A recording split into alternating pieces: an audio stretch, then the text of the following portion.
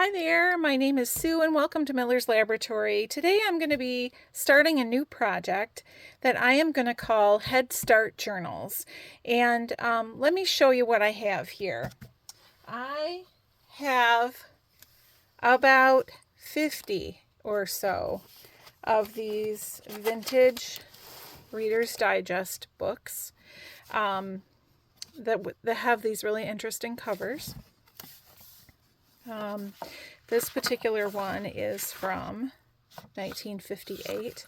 I think I have some as recent as the 80s, and those covers are a little bit more plain.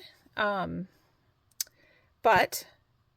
they're taking up a lot of room in my shop, and I'm never going to use them all. So I was thinking of what I could do to get some books out there and what people might like. And I came up with this idea of a Head Start journal. I'm just going to show you a few of these other covers. This one is really pretty with the... I used this one not too long ago. I made a custom journal for somebody and I used a cover like that. Let's see what else. Just to give you some idea of what these are. This one still has the book jacket on it. And it's just got pretty sort of flowers on it. Okay. This one's a little more plain, but it's still really cool. This is very fabric-y here. And this one is from 1952, and I like that. This could make a really pretty spring journal or a nature journal. Let's see.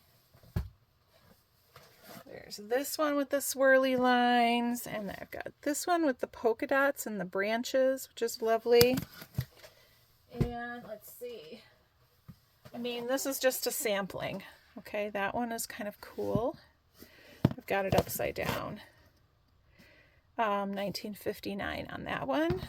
And this one is cool too. Also older, I think, probably the 50s. Oh, 1961 for that one. So it's kind of interesting because it's green here and light blue here. Okay, so what I'm proposing is that I'm going to fill these up with pages, very neutral, and then you will buy the book like that and finish it yourself. And I will make a little series of videos I'll take one of the books and I'll show you what I might do with it and give you some ideas what to do with the different kinds of pages and stuff. So I don't know if anybody thinks that's a good idea, but I'm going to try that. Okay. Now I have one question right off the bat, and that question is, going back to this guy, some of these covers are coming apart at the spine. And what you need to do for this is cover it with some fabric. So my question is, if I glue that back together and I reinforce the inside of the cover so it's sturdy, would you guys want to have that to do yourself, where you put your own fabric or a doily, piece of a quilt, or whatever? Would you want to do that yourself, or would you want me to put the fabric on it before you purchase it? So that's a question to think about, okay?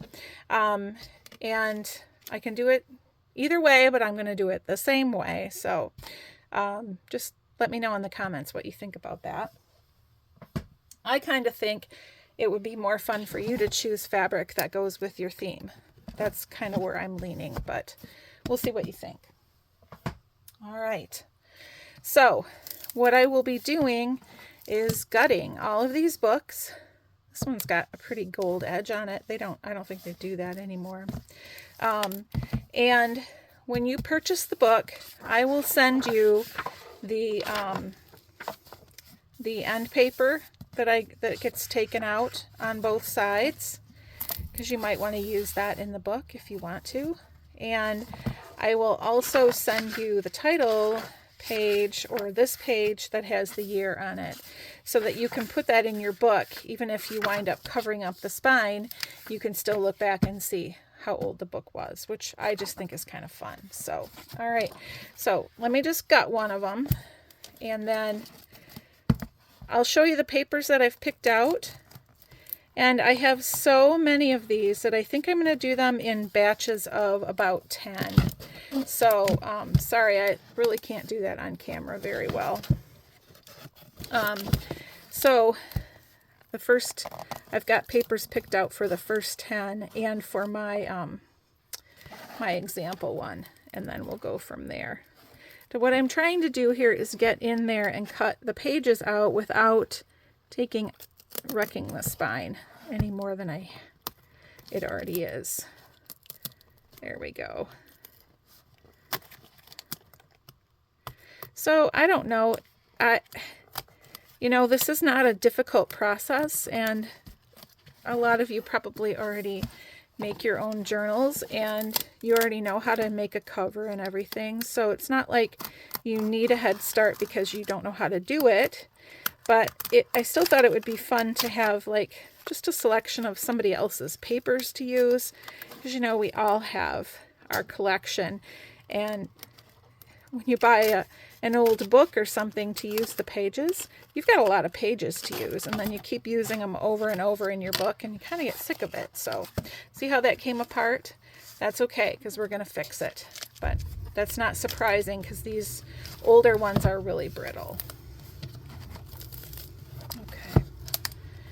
Or I thought it would be fun to do it like a project with a friend or your sister or something, you know, like you could each get one and then pick your theme, and then, you know, they're all going to turn out really different. So I think it'll be really fun.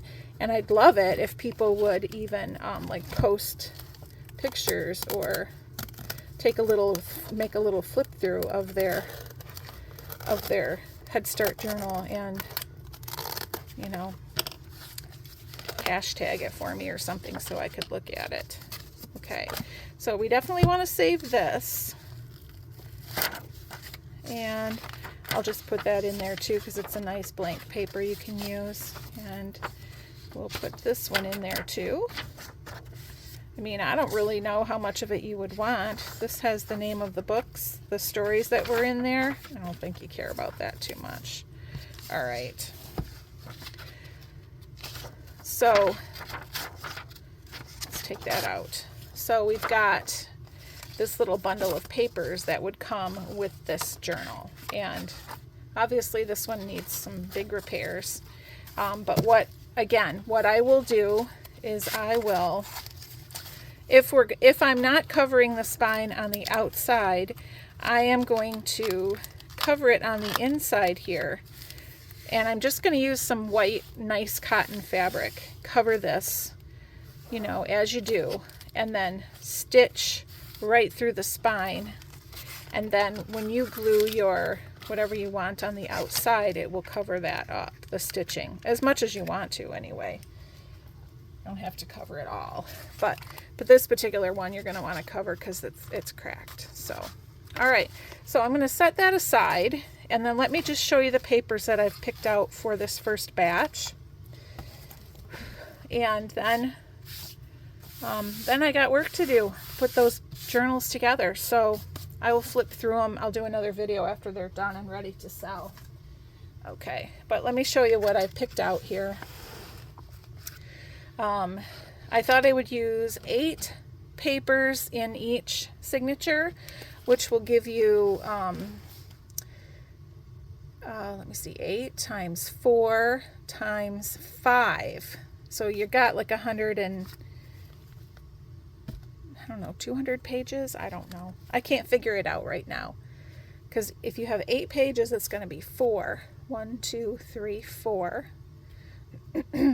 32. And then 32 times 5 is what we were going to have. So I'll pop the number up there. All right. All right. So this is just a brown flat paper sack that I will put in there. And again, these are all going to be stitched in for you.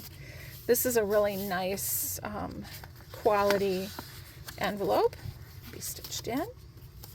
This is a large, like an invitation style envelope that is coffee dyed. That will go in there. I have these lovely Milkman ledger pages. And I have these beautiful old antique scrapbook or photo album pages. These are really delicate. I'm probably going to fold these in half to put them in, and I'm probably going to have to add a hinge there because these will crack, but they're so pretty I wanted to give them to you. These are some sort of like fake receipts from the 40s from a business school. These are fun. This is a sheet of receipts from an optometry office.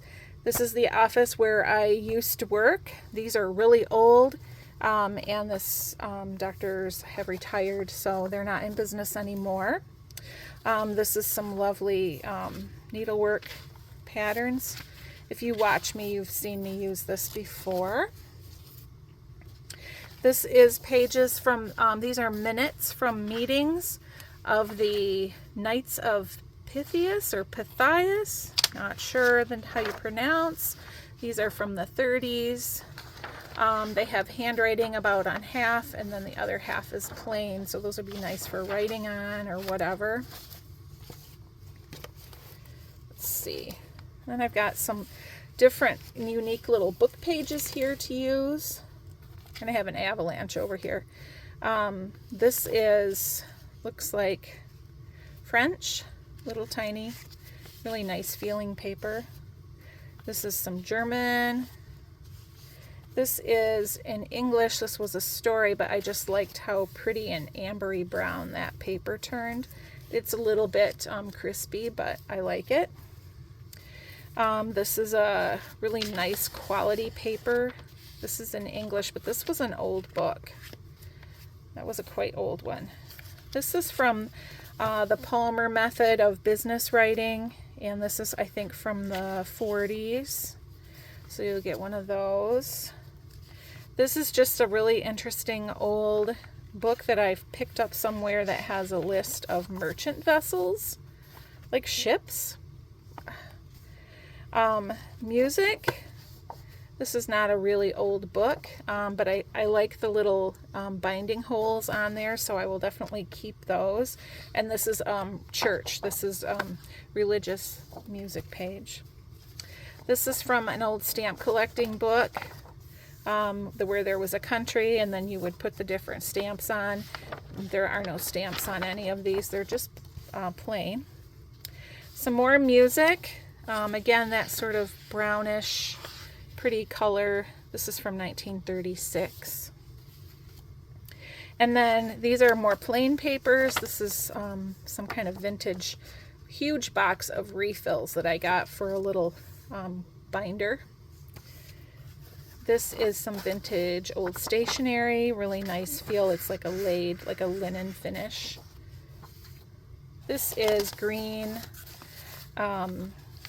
painter's masking paper that comes on a roll, which is cool. Some graph paper. It's just plain on the back. Some lined paper, which I have oodles of. This wire cutting report, found at the thrift store. This is just tracing paper, so it's somewhat sheer. And then this is some vintage typing paper, like 8.5 by 14, so it's really big. And then I also have this really large ledger, and this is new, it's not old, just plain on the back and really big. So I'm not sure how I'm going to put that in the book, but we'll figure it out. That's my problem, and then your problem is to figure out what to do with it once you get it.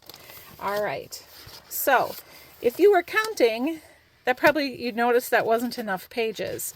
I'm also going to put in each signature just 2 digital printed papers, and I'm going to choose papers that go with the color of the cover of the book. So I'm going to keep them fairly neutral, you know, like they're not going to be really themed or anything, but I just wanted them to be color coordinated and add a little bit of color in the book. And then when we do our video, I will show you how you can add in other pages or do all kinds of cool things. So let me know what you think about this idea. I'm really excited about it. And thanks for joining me today, and I will see you soon. Bye.